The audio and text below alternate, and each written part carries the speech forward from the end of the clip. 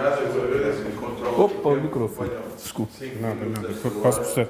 Pode. Isto é um capítulo que eu estou a acabar, já finalizamos, quando está em draft ainda, sobre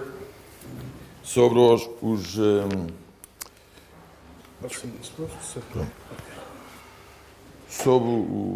no fundo, sobre o von Thunen. O Peter Beattie está a recolher diversos os autores que foram importantes. Não havia ninguém a escrever sobre estes autores, sobre o von Thunen, e pediram-me, eu tinha feito algumas apresentações sobre isto e pronto.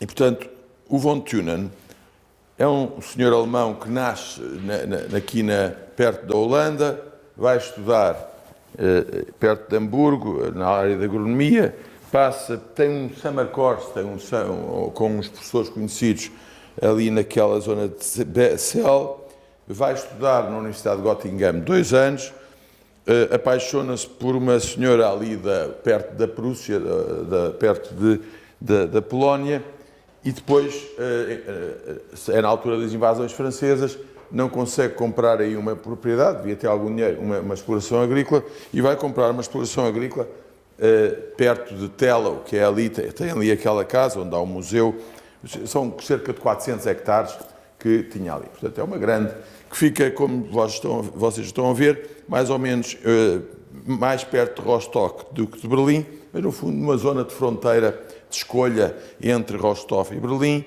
e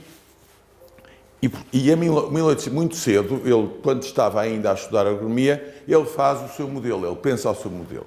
De facto, que cada um se especializa, vai se especializando em diferentes culturas produtivas à medida que se afasta da cidade.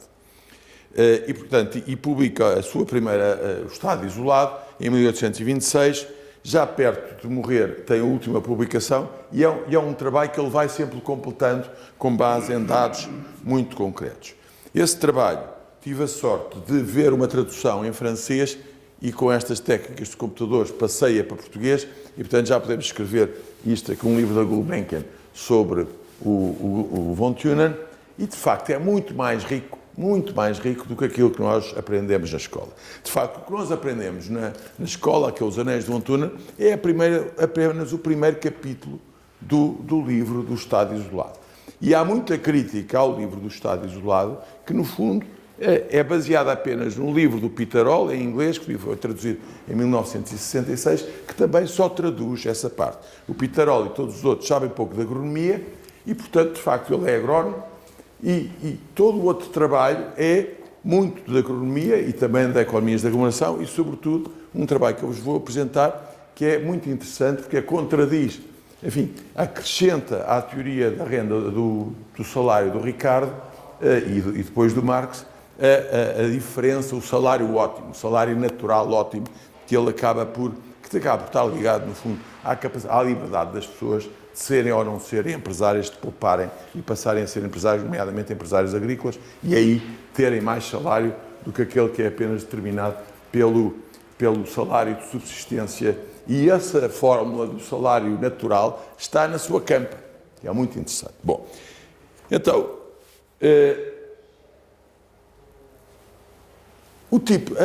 a análise é detalhadíssima, porque ele começa a estudar na sua exploração e há um câmbio de Berlim, há um câmbio de Rostov, quanto é que é a produtividade da terra em diferentes setores. E ele apenas usa uma medida, o grão. Portanto, ele tem duas moedas, a moeda de Rostov e a moeda de Berlim naquela altura, um só produto, que é o grão de trigo, que depois, por ligação complementar, portanto, liga a todos os outros produtos.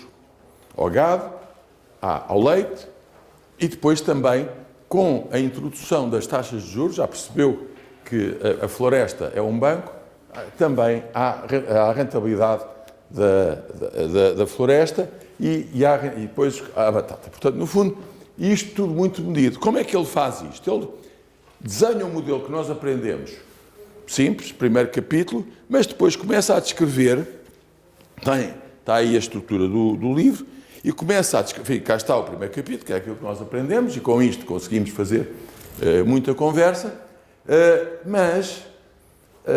e pronto, não vale a pena estar a insistir nesta...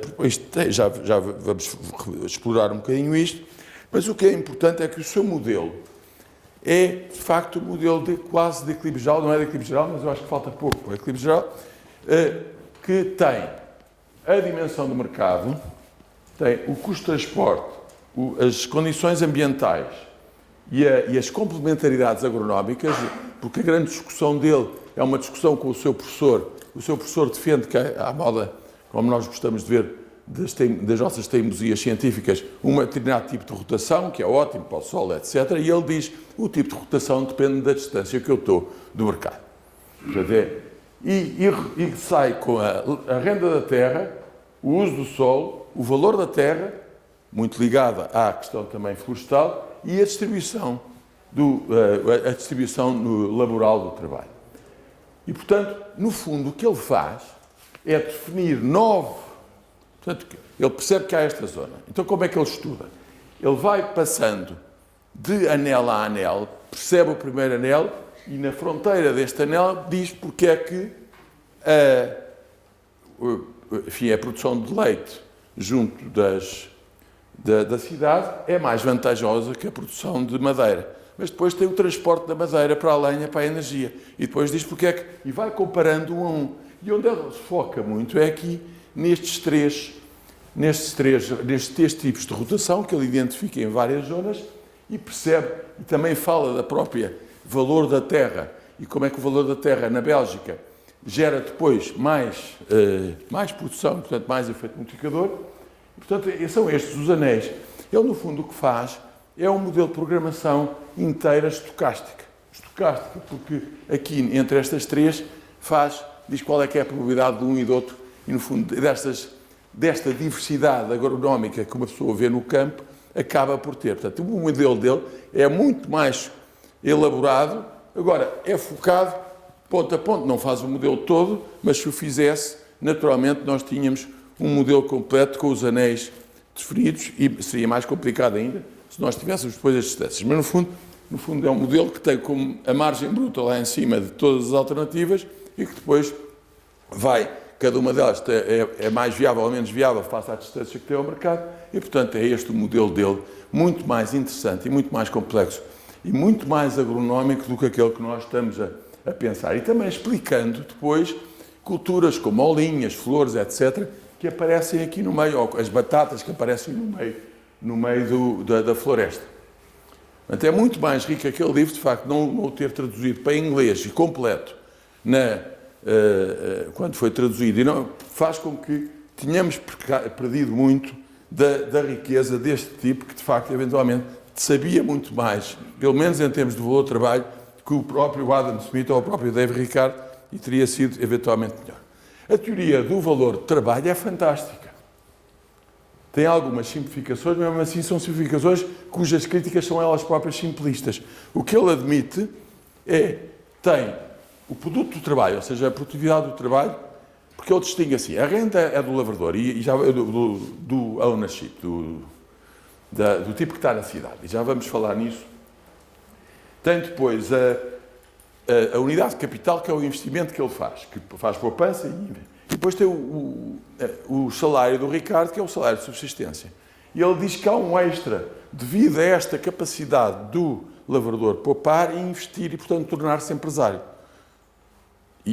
Portanto, empresário e pagar a renda a quem? E consegue derivar a taxa de juros através desta relação de rentabilidade entre o que poupa e o que investe, e o salário acima do subsistência e também o salário natural que apanha depois otimizado entre a sua escolha, entre a escolha de ser, no fundo, dar o capital, enfim, depender de outro, ou de ser autónomo, faz com que ele tenha aqui um salário, agora fiz aqui o exercício, se o salário fosse de 500 euros, por mês, o salário mínimo, no fundo temos aqui até 500 euros, nem um nem outro, nem o capitalista, nem relacionando com a produtividade, nem um nem outro ganham, mas à medida que aqui a produtividade aumenta, o trabalhador aumenta o seu salário e o capitalista, o empresário, também aumenta a sociedade. Porquê? Porque o trabalhador tem a opção, tem o espaço de liberdade. No fundo, o modelo de von Thunen é um modelo de liberdade das pessoas e dos sítios. É um modelo porque cada um escolhe fazer a cultura que dá mais dinheiro e cada um se movimenta para ele faz este exercício na fronteira da cidade, que é para simplificar o problema, mas ainda não considera a redistribuição da renda, que eu acho que é um tema que nós também não sabemos fazer e que é fundamental tratarmos. Bom, depois também fala, desenvolvido pelo Fujita, o Fujita tem um paper sobre as economias de aglomeração no von Thunen e fala, no fundo, e dos centros, daquilo que o Cássio falou, dos centros das economias de aglomeração.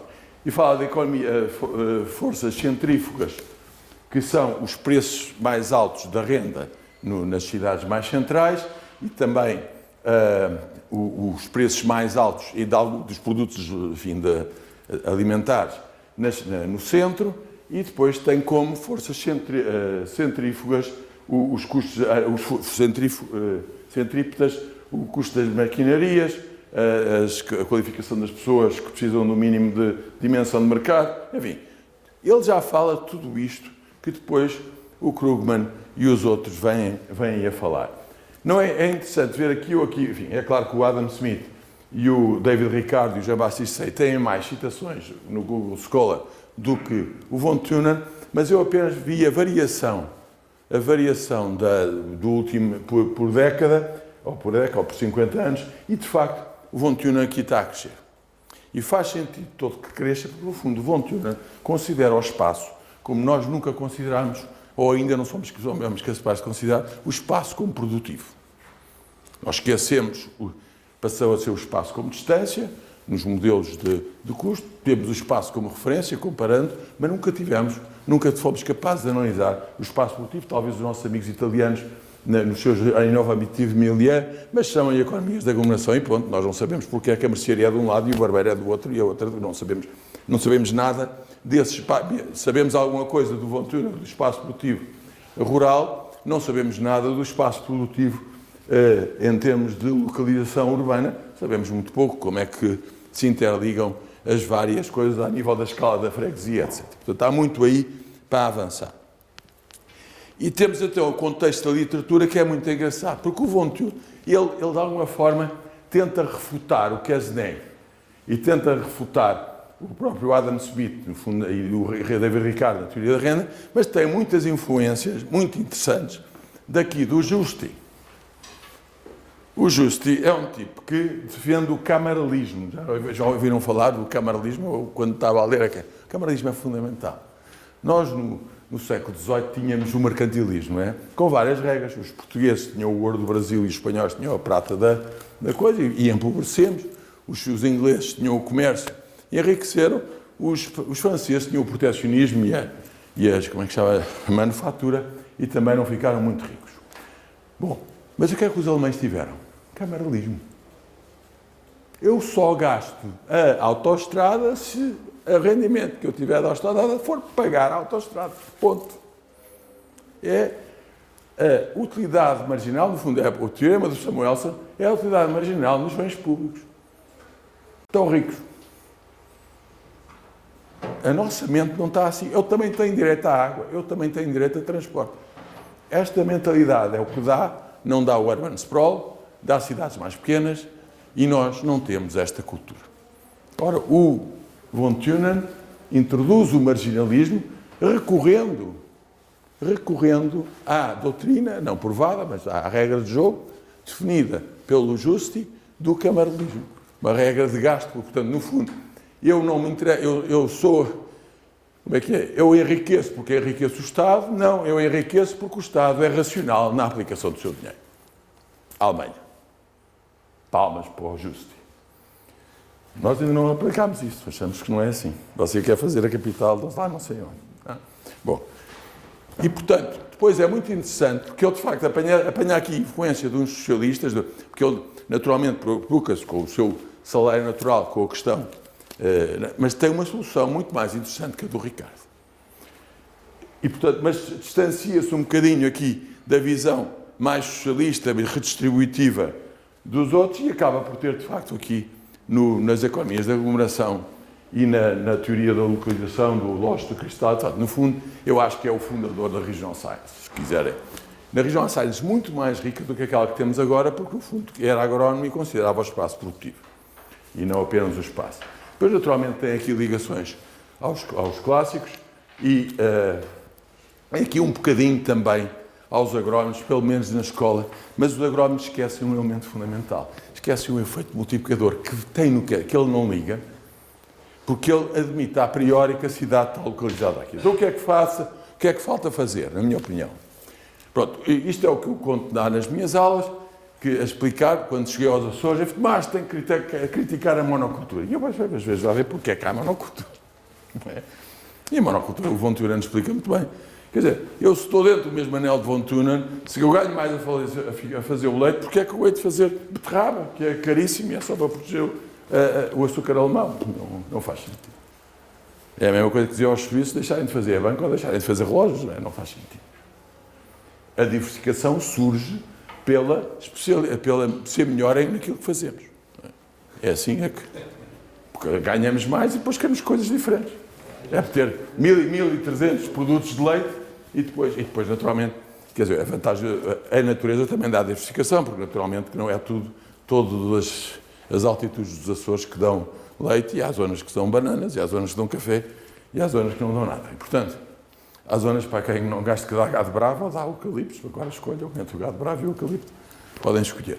Portanto, mas não há suficiente dimensão local para isto. Mas esta pirâmidezinha que aparece aqui, que é muito interessante, é a pirâmide do salário natural.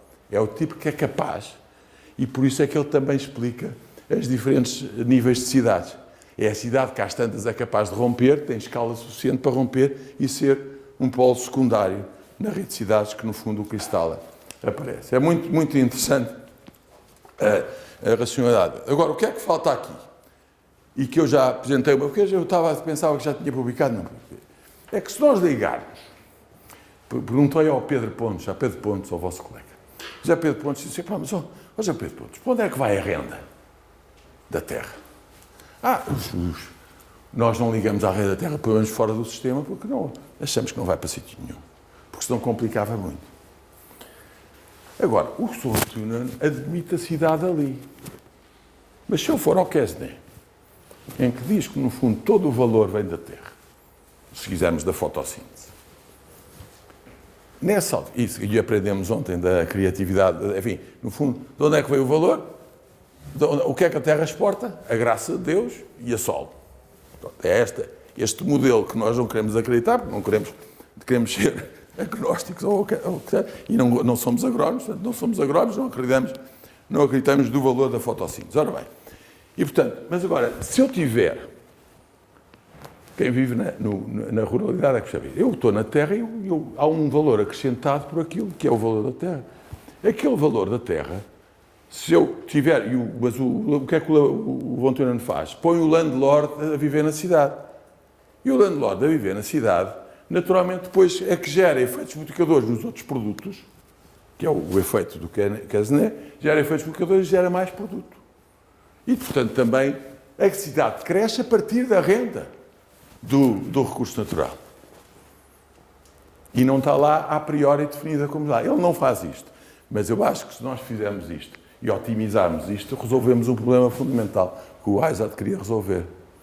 Porque se você mantiver a renda toda lá no sítio onde ela é feita, junto da eólica e tal, o vento é meu, e portanto junto da eólica é que eu sou, você não gera efeito multiplicador da cidade, porque ali ninguém vai viver lá em cima do bom com a eólica. Assim também ninguém vai viver lá perto de Bragança nas explorações agrícolas. Assim como ninguém vai viver perto do posto de petróleo. Mas como é que nós vamos utilizar a renda do recurso natural que, para ficar localmente protegido, lá pelo rego qualquer, como o da Noruega, eu vou guardar aqui dinheiro para depois mais tarde me desenvolver, ou como o rego do Dubai, que guarda o dinheiro para fazer o Dubai. E esta é a questão, só me falta fazer isto, não é? Fazer o mesmo exercício que o Von Thunen faz para o trabalho, entre o trabalho e o capital, fazê-lo também para a renda da terra, que diz da renda da terra, diz a renda de qualquer recurso natural. E eu acho que este é que é o desafio que nós temos, porque não é um problema que esteja resolvido, porque a solução de nós dizemos que a renda é do Estado não dá, vai tudo para a capital, já sabemos, para Rabat, ou para Madrid, ou para não sei quanto. Já percebemos, ou para a renda, quando a renda do recurso natural, da licença, para onde é que está a renda lá das hidroelétricas daqui de Trás-os-Montes? Está em Lisboa, não é? Para onde é que vai a renda das eólicas, não sei quantos? Está para não sei onde, não é? Para onde é que vai a renda? Estava o Marco Pátrios a dizer, para onde é que vai a renda do Shell Oil? Desculpa, aí não fica, quer dizer, porque ali só está um buraco a tirar petróleo. Não, vai para Miami, onde está o dono o que investiu, não é? E, portanto, esta questão, eu acho que é a questão fundamental do desenvolvimento rural, ou seja, a mesma reflexão que o von Thunen fez entre trabalho e capital, é a mesma reflexão que nós temos que fazer entre a renda da terra, para onde é que vai a renda da terra, porque se for para o Estado e o Estado faz as suas capitais, naturalmente vai para Lisboa, para Madrid ou para Washington, ou para Moscou, pronto, até que a Catalunha quer ficar independente. Muito obrigado.